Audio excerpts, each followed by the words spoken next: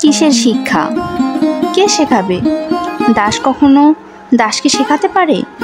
আমরা কিছু শিখব না, আমরা কিছু শুনব না, আগে বাঁচবো, আমরা বাঁচবো। একবার মনে ভেবে দেখো, তাদের কথা ভেবে দেখো, দেশ ছাড়া লক্ষ্মী ছাড়ার দল আজ কোন বনে বনে ঘুরে বেড়াচ্ছে। কে জানে তারা কত মরে গেছে, কত ঘাস হয়েছে। তারা তো কথাটি কয়নি।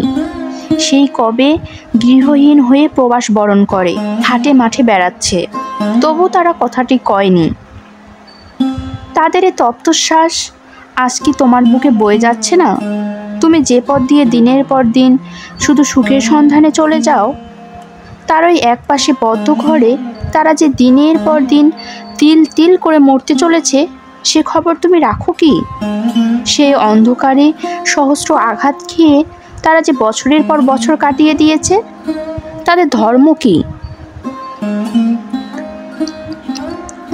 তারা বুঝেছে বাঁচাই তাদের ধর্ম। তারা জানে এই তিল তিল করে মরার ভিতরেই জীবন, তাই তারা ওই মরণের পথ বেছে নিয়েছে। ওগো তরুণ, আজ কি তুমি ধর্ম নিয়ে পড়ে থাকবে? তুমি কি বাঁচবার কথা ভাববে না? ওরে অধীন, ওরে ভণ্ড, তোর আবার ধর্ম কি?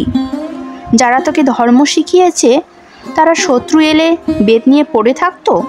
তারা কি দুশ্মন এলে কোরআন পড়তে ব্যস্ত থাকতো?